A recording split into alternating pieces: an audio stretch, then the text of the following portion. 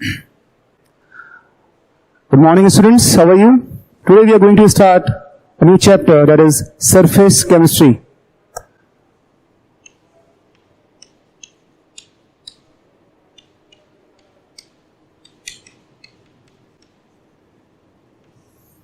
Okay. What this chapter is all about? इस chapter में हम लोग क्या क्या पढ़ेंगे? इस चैप्टर में हम लोग ये देखेंगे कि जो भी फिनोमेना होते हैं, जो भी एक्टिविटीज होती हैं ऑन द सरफेस मतलब यहाँ पे we will be dealing with the surfaces of solid, liquid. Gases में कोई सरफेस नहीं होता because they are miscible. They don't have any free boundary, they don't have free surface. Okay, so surface यहाँ पे solid के होते हैं and solid have many surfaces. Solid have many free surfaces, but yes liquid has only one surface. क्योंकि liquid का जो part actually में contact में होता है, जहां पे दो अलग अलग बाउंड्रीज आके मिलती हैं, वो सिर्फ हमारे पास एक ही अवेलेबल होता है. So all this phenomena basically हम लोग सरफेस केमिस्ट्री में पढ़ेंगे. यहाँ पे हम लोग ये देखेंगे कि जब भी दो बल्क फेसेस होते हैं, फॉर एग्जाम्पल सॉलिड और लिक्विड, तो सॉलिड और लिक्विड जब इंटरफेस होता है उनका, जो उनकी बाउंड्रीज होती हैं, उस बाउंड्रीज पे क्या एक्टिविटीज होती हैं, उस बाउंड्रीज पे क्या रिएक्शंस होती हैं, इसके अंदर हम लोग एब्जॉर्प्शन पढ़ेंगे, डिसोल्यूशन पढ़ेंगे, क्रिस्टलाइजेशन पढ़ेंगे. तो ये सारी चीजें हम लोग देखेंगे. कुछ फिनोमेना जो हम लोग अपनी डेली लाइफ में यूज करते हैं, फॉर एग्जाम्पल जब हम लोग शूज का कोई नया पैकेट खोलते हैं, या फिर जब भी हम लोग कोई क्लोथ का, कपड़ों का नया पैकेट खोलते हैं, तो उसमें एक छोटा सा एक रैप किया हुआ सिलिका जेल होता है. उस सिलिका जेल क्यों होता है? ताकि मॉइस्चर ना आए. ओके, मॉइस्चर ना आए. इन आवर लोअर क्लासेस हम लोगों ने पढ़ा हुआ है कि वाटर प्यूरिफिकेशन के लिए हम लोग एक्टिवेटेड चारकोल यूज करते हैं. चारकोल क्या करता है? जो इम्प्योरिटीज है उन्हें एब्जॉर्ब कर लेता है. अगर घर में कहीं स्मेल आ रही है, कुछ भी कमी, मतलब कुछ बैड फाउल स्मेल है, तो व्हाट वी डू, हम लोग बोलते हैं कि चारकोल, कोयला जो चारकोल है वो रख दो, या जलता हुआ चारकोल रख लो, या फिर लकड़ी के जो पाउडर होता है वो रख दो. Actually what they are doing, जो हम लोग अपने डेली लाइफ में सब यूज करते हैं, ये क्या है? These all are examples of surface chemistry. So these phenomenas, इनको हम लोग एक एक करके यहाँ पे डिटेल में पढ़ेंगे. What is the chemistry all about, कौन सी एक्टिविटीज सरफेस पे होती है. तो पहली बात तो ये है कि what is surface chemistry. Okay, just right the definition. Basically it's a branch of chemistry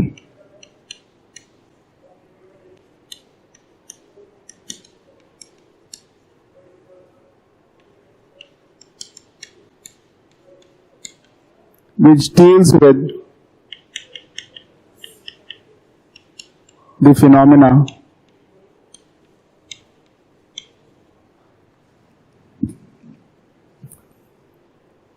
of surface, or we can say deals with the study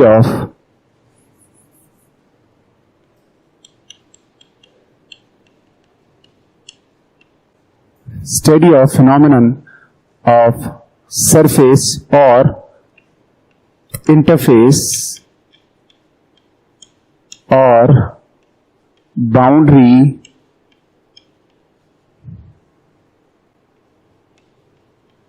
where two phases meet.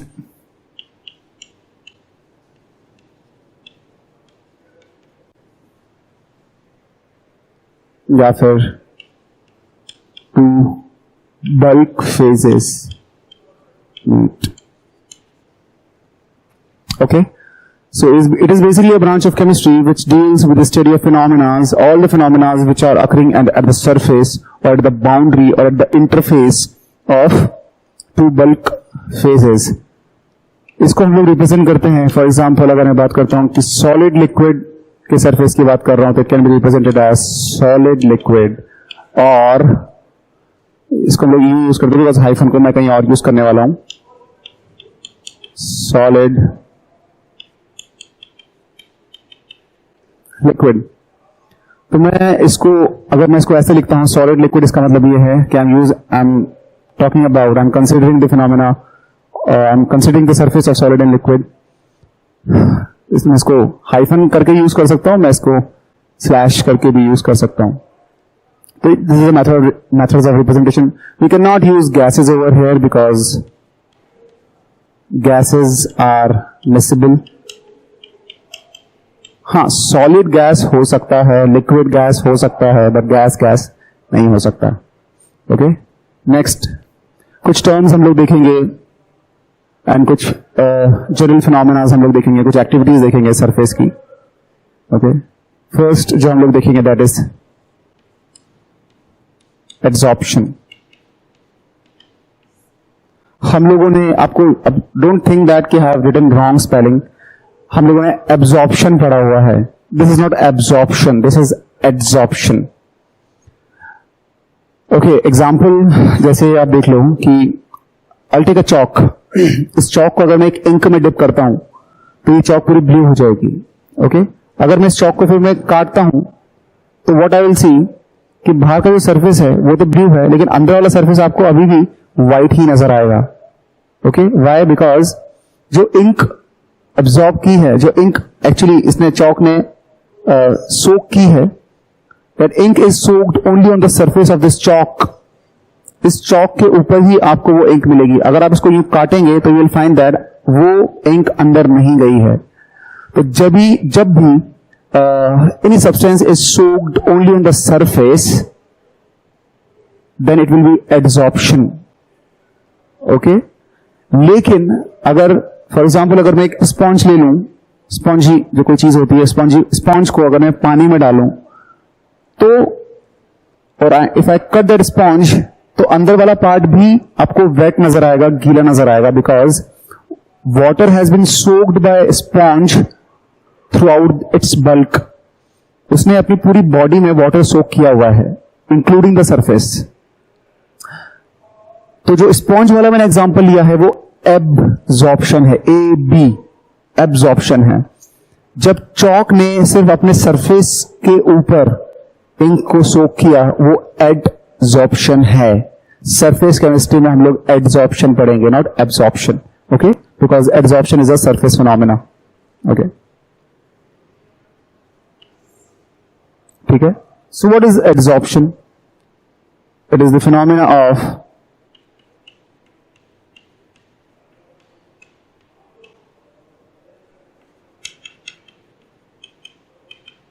attracting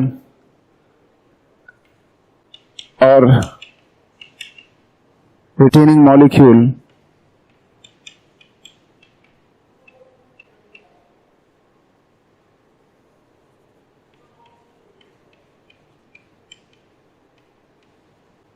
of surface. So phenomena of attracting or retaining molecule of substance on the surface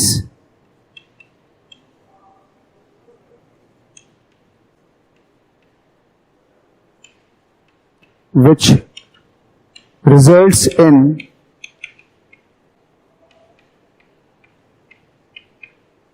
higher concentration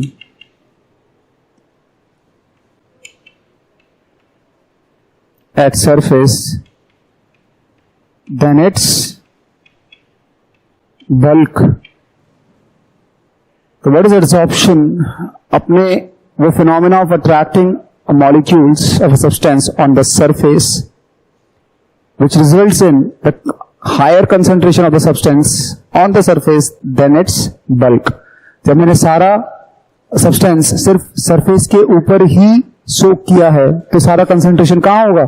surface पे ही होगा, bulk में नहीं होगा.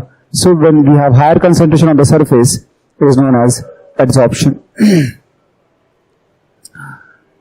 Then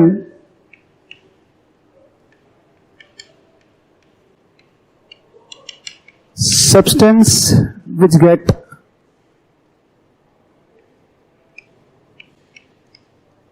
adsorbed, जो substance adsorb हुआ है उसे बोलते हैं adsorbate.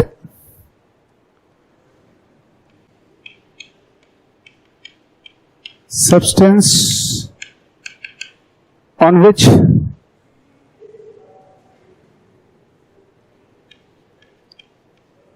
adsorption occurs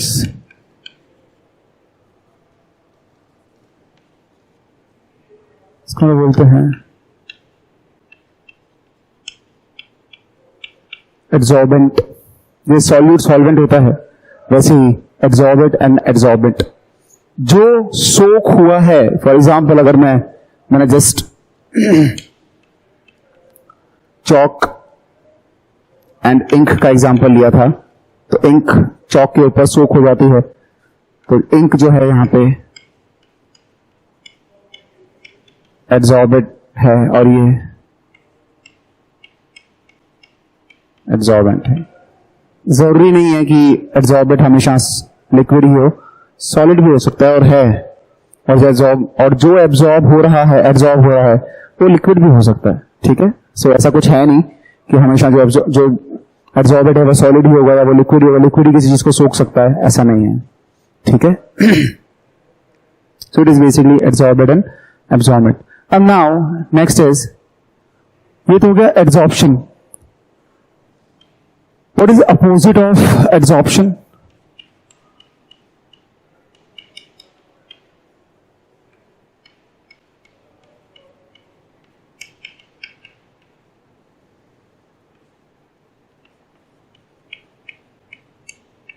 Desorption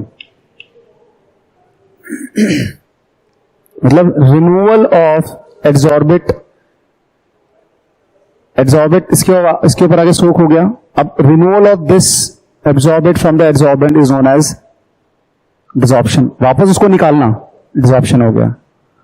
एक फिनोमेना हम लोग यूज करते हैं, when gas is absorbed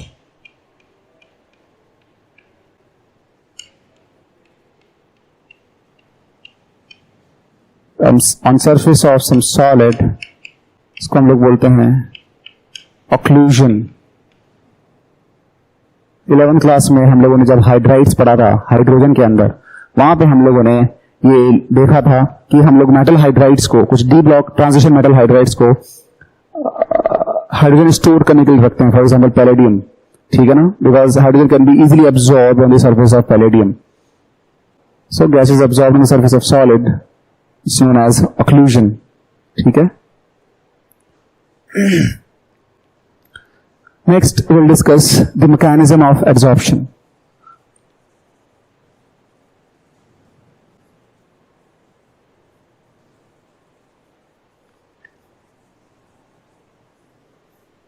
Okay, next we'll discuss the mechanism of adsorption.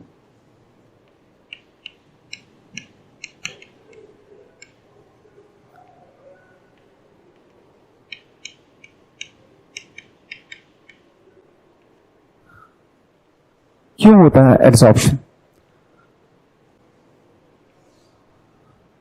Let's see the example of liquid. ठीक है, लिक्विड के अंदर ये जो मॉलिक्यूल है, this molecule is covered by liquid from the surrounding. तो इसके ऊपर जो फोर्स ऑफ अट्रैक्शन है वो इक्वल है चारों तरफ से, because it is surrounded by liquid molecules from all the side. But if you take the example of a molecule which is on the surface, यहां पे लार्जर मॉलिक्यूल्स इसको attract करने वाले तो लिक्विड ही हैं, लेकिन ऊपर वेपर फेज भी है। What is vapour phase? इस लिक्विड के कुछ वेपर्स ड्यू टू एनवायरमेंट यहां पे सरफेस के ऊपर मिलते हैं। हम लोगों ने surface tension, aqueous liquid vapours के बारे में पढ़ा था 11th क्लास में, स्टेट्स ऑफ मैटर में।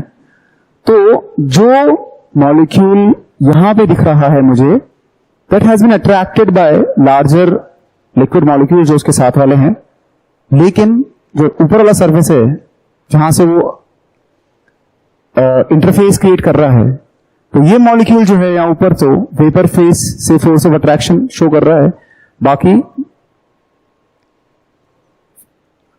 वो लार्जर मॉलिक्यूल्स उसके लिक्विड से शो कर रहे हैं। अब क्या होता है यू कैन सी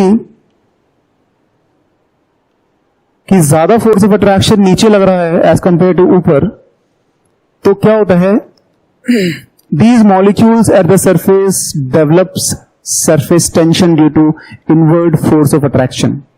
ठीक है, you can see कि आप बहुत जितने मॉलिक्यूल्स हैं सब downward force of attraction feel कर रहे हैं, अपवर्ड फोर्स ऑफ अट्रैक्शन बहुत कम है, जो वेपर फेज से अट्रैक्ट हो रहे हैं बहुत कम है, larger force of attraction molecules की वजह से है। तो since we can see the larger inward force of attraction, तो it creates a surface tension. आपने देखा होगा गिलास में जब हम लोग पानी भरते हैं तो when you see the glass from here, हम ऐसा लगेगा कि एक छोटा सा एक म्यूकस नजर आ रहा है ऐसा, ठीक है, वो क्यों होता है, it just because of surface tension. So we can write over here, due to large inward force of attraction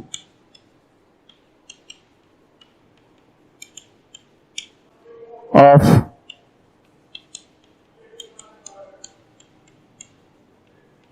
molecule at surface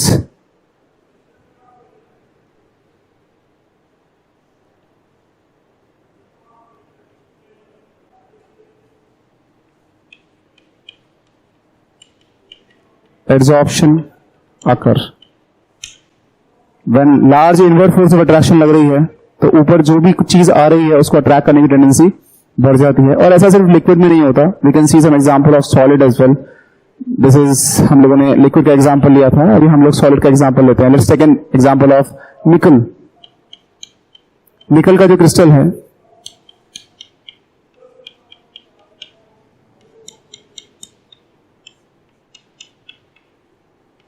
ये कुछ क्रिस्टल होते हैं, तो जब भी हम लोग किसी मेटल की बात करते हैं ना, इनकी जो surface, they have surfaces and these surfaces have free valencies. Okay, now those free valencies are responsible for adsorption. जो फ्री वैलेंसीज हैं सरफेस के ऊपर, वो चीजों को एब्जॉर्ब करके अपने सरफेस पे कलेक्ट कर लेती है। सो जो निकल है, they have free valencies on the surface. So due to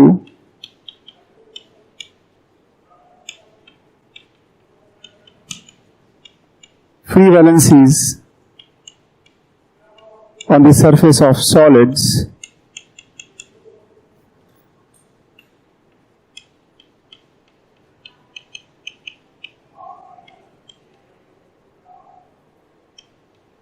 adsorption occurs। तो सॉलिड के ऊपर फ्री वैलेंसीज की वजह से एड्सॉर्प्शन होता है, और लिक्विड्स के ऊपर इनवर्ड फोर्स ऑफ अट्रैक्शन की वजह से एड्सॉर्प्शन होता है। ये we can see it's a vapor phase and this is liquid phase।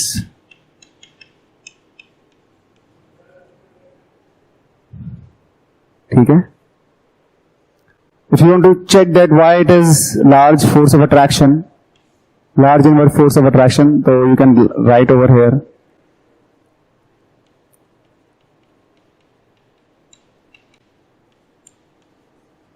molecule at surface have large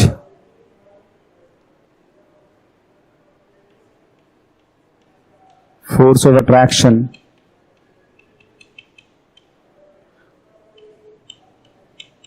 due to liquid and few force of attraction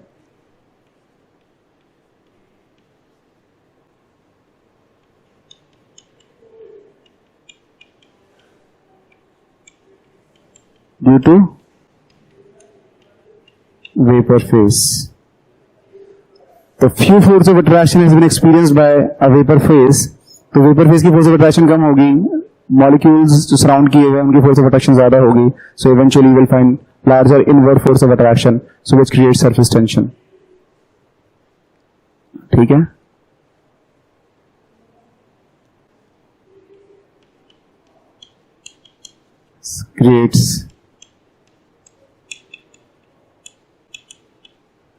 creates surface tension। Okay, so I hope this mechanism is quite clear। तो liquid के ऊपर inward force of attraction, surface tension की वजह से you will see adsorption process occurred. Solid में free valencies की वजह से एड्सॉर्प्शन प्रोसेस होता है। नेक्स्ट हम लोग देखेंगे adsorption as a exothermic process.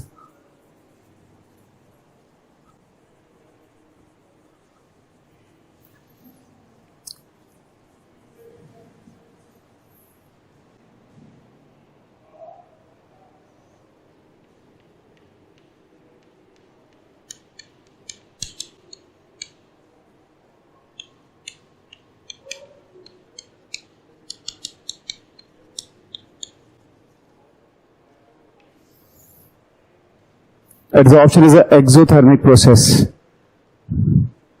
Since molecules are held at surface, the molecules surface पे चिपके हुए हैं, hence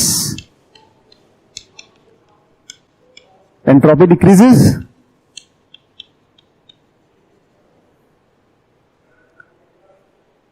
Entropy delta S decreases, so we can say that delta S is negative. Delta S is negative. Now we have to check कि process adsorption क्यों होगा, कैसे होगा। ये बात हमें पता है कि when the force of attraction happens, energy releases. ठीक है, let's check about heat of adsorption.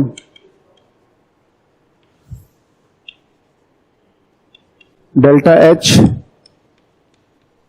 adsorption. Okay. So when adsorption occurs,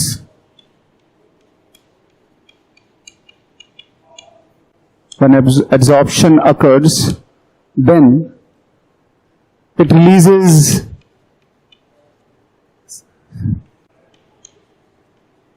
surface energy. Although it's a physical phenomena, but due to a force of attraction, जब ये process होता है ना, तो surface energy release होती है। उस रिलीज्ड सरफेस एनर्जी को हम लोग हीट ऑफ एड्सॉर्प्शन बोलते हैं। तो since it is releasing, it's exothermic, तो we can see that delta H is negative. ठीक है, let's check delta G gives free energy, which is delta H minus T delta S. इसको समझना थोड़ा सा। Delta G is equal to delta H minus T delta S। अब हमें पता है यहां पे कि delta S is negative. Delta S अगर नेगेटिव होगा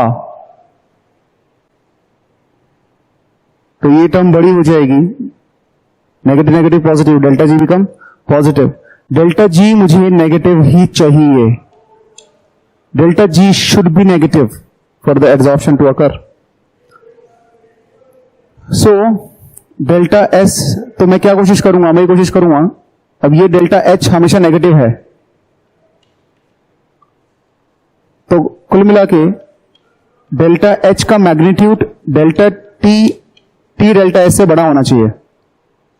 जब ये h बड़ा होगा नेगेटिव में, तो आंसर नेगेटिव में आएगा।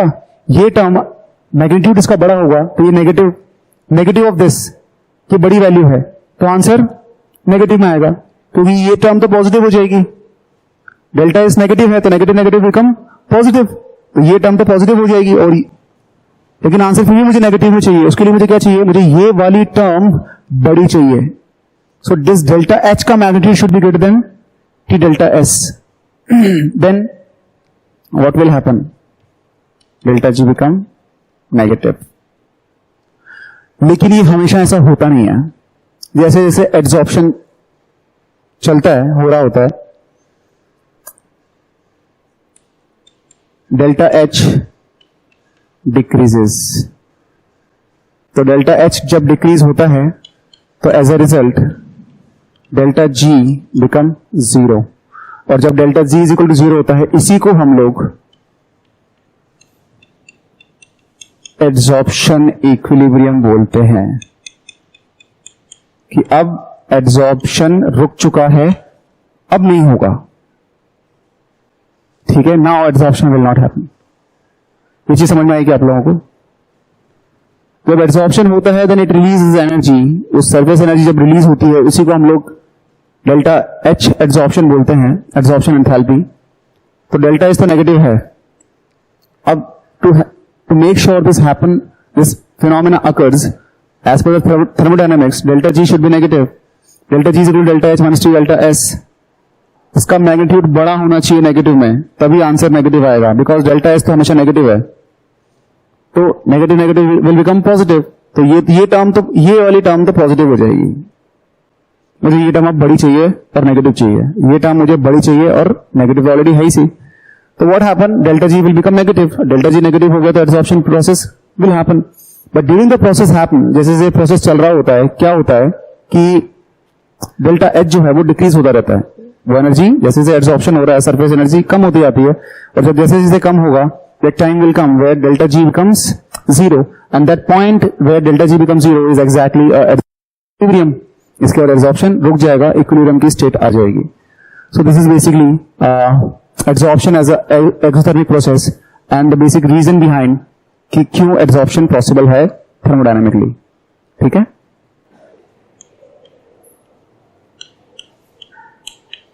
Please write adsorption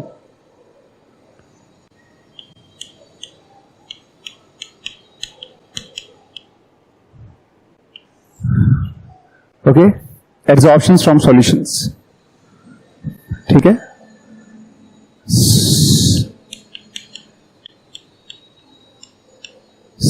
solid surfaces absorbs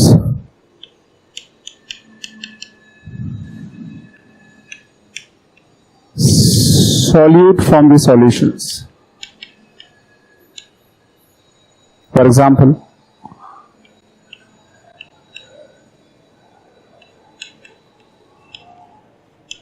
acetic acid का एक्वस सॉल्यूशन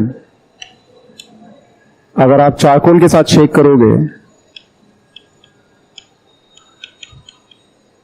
शेकन हुए चारकोल, देन चारकोल का जो सरफेस है it will absorb acetic acid from the solution. Absorb acetic acid from the solution.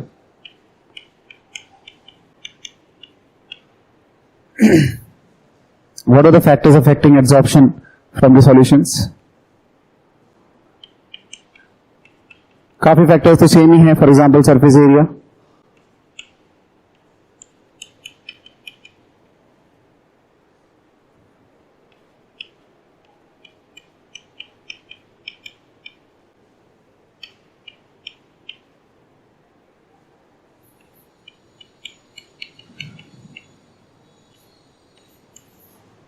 factors affecting absorption from solutions. First of all,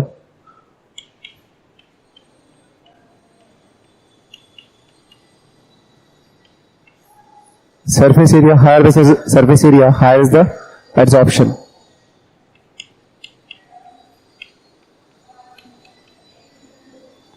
Higher the surface area,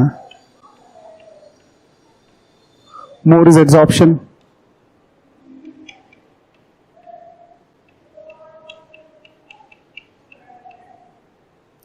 Okay, next is temperature.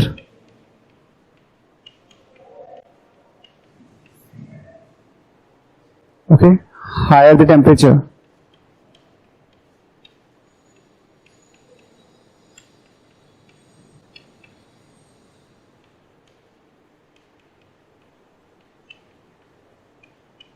lesser the absorption.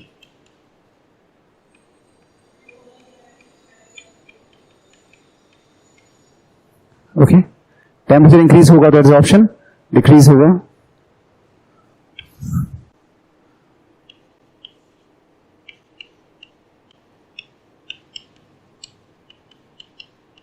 Concentration.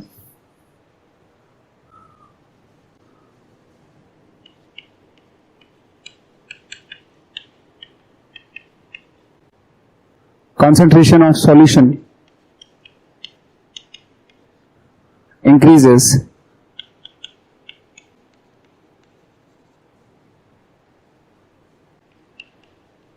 then adsorption also increases.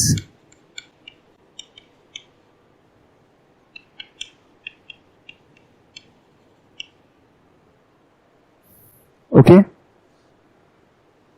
so ये factors हैं. first of all we'll see the surface area. Higher the surface area, higher the adsorption. temperature इतना बढ़ाएंगे adsorption उतना ही कम होगा. concentration अगर solution का increase होगा तो solute का concentration ज्यादा होगा उसके अंदर, तो more number of solute can be absorbed. Okay, so basically these. इसके बाद में हम लोग देखेंगे जिस तरह से हम लोगों ने एब्जॉर्प्शन आइसोथर्म देखा था गैसेस के केस में, उसी तरह से हम लोग यहां भी एक ग्राफ देखेंगे. इसमें हम लोग देखेंगे कि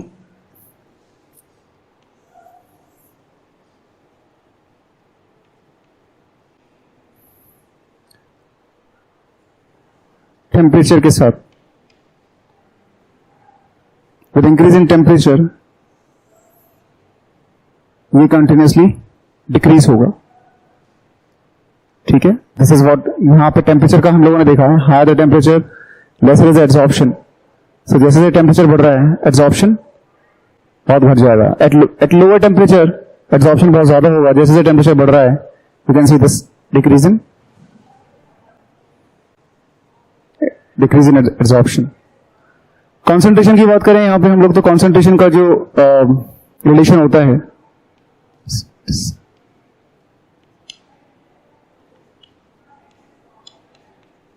वो हम लोग ऑलरेडी देख चुके हैं. इस तरह से यहां पे हम लोगों ने प्रेशर के लिए गैस के लिए प्रेशर का यूज किया था, यहां पे हम लोग कॉन्सेंट्रेशन का यूज करेंगे. Where C is the concentration. Okay, next ये जो हम लोगों ने ग्राफ देखा है यहां पे प्रेशर कांस्टेंट है, और ये जो ग्राफ है basically it is for physical absorption.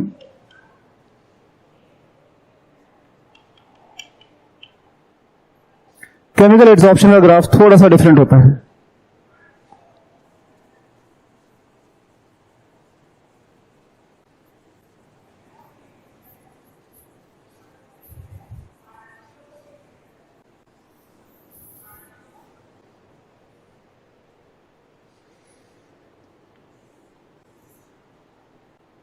It is for chemical adsorption.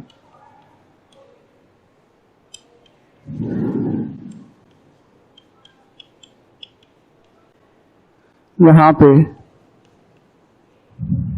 x by m diffraction मतलब द अमाउंट ऑफ एब्जॉर्प्शन. यहां पे again we will see temperature. over here you will see increase then decrease. यहां पे भी pressure constant है.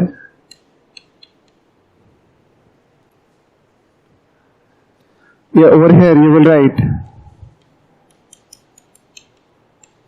initial increase in adsorption because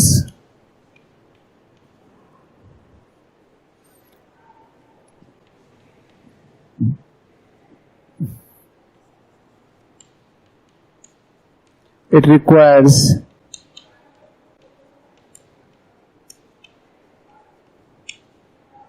activation energy,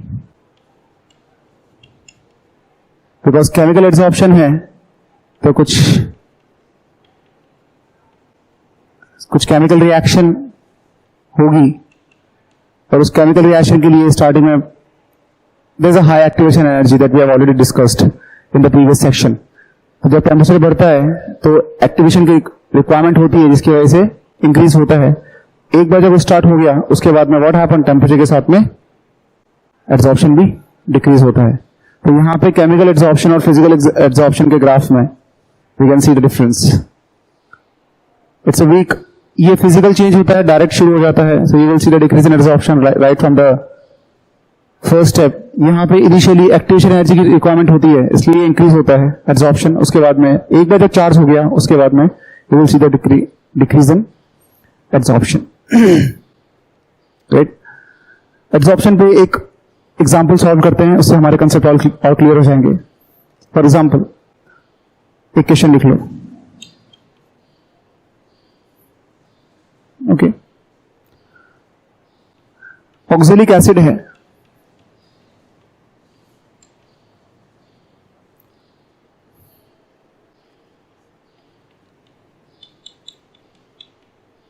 initially 1 molar है and 50 ml volume solution का given है।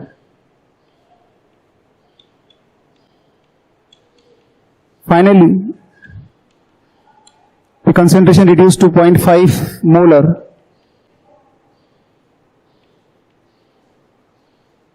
after adsorption by 0.5 gram of charcoal। ठीक है, x bye m निकालना है। आई डोंट थिंक सो कि क्वेश्चन ज्यादा मतलब टफ होगा। इनिशियली इतना है, फाइनली इतना है, दोनों का नंबर ऑफ मोल्स माइनस कर दो, मास निकाल दो और 0.5 ग्राम ऑफ चारकोल से डिवाइड कर दो।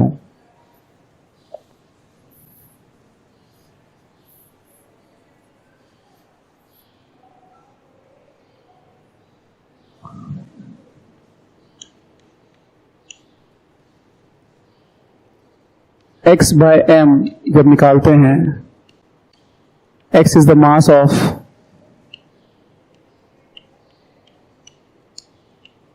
adsorbate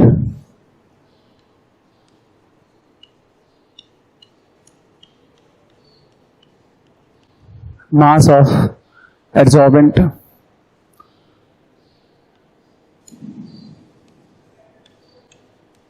mass of adsorbate is equal to final minus initial। Final कितना है, कंसंट्रेशन 0.5 मोलारिटी, 0.5 को 50 ml से मल्टीप्लाई करेंगे minus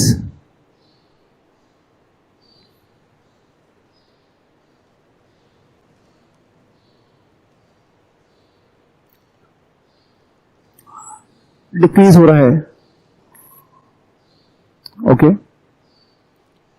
so you can see, यहां पे लिख लो, अदरवाइज आंसर नेगेटिव आएगा। तो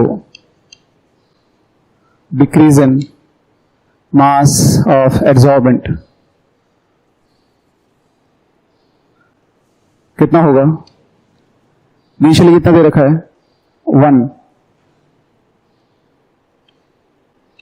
इंटू 50 ml, कितना कर दिया 0.5 इंटू 50, कितना बच गया 0.5 इंटू 50, दैट इज 25 मिलीमोल्स या 10⁻³ मोल्स। यहां पे हम लोगों ने जो फॉर्मूला यूज किया है वो क्या यूज किया है, molarity into volume is equal to number of moles.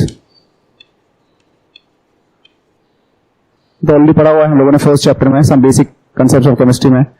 Molarity into volume gives number of moles, molarity into volume give number of moles. तो मैंने यहाँ पे वॉल्यूम ml में लिया था इसलिए आंसर भी मिलीमोल्स में आया, तो मैंने इसको मोल्स में कन्वर्ट कर दिया 10⁻³ करके। So we have number of moles absorbed is 25 10 to the power minus 3 moles.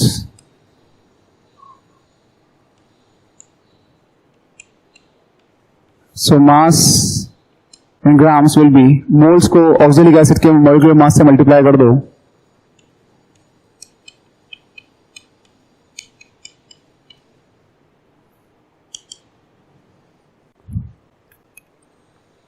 okay. So when you calculate this 25 into 126,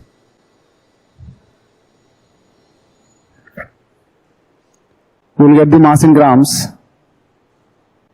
अब अगर मुझे x by m निकालना है तो मैं 25 into 10 to the power minus 3 into 126 को 0.5 से डिवाइड कर दूंगा. What is 0.5? This is mass of charcoal. So when you solve this, you can easily get the answer of x by m. कोई doubt?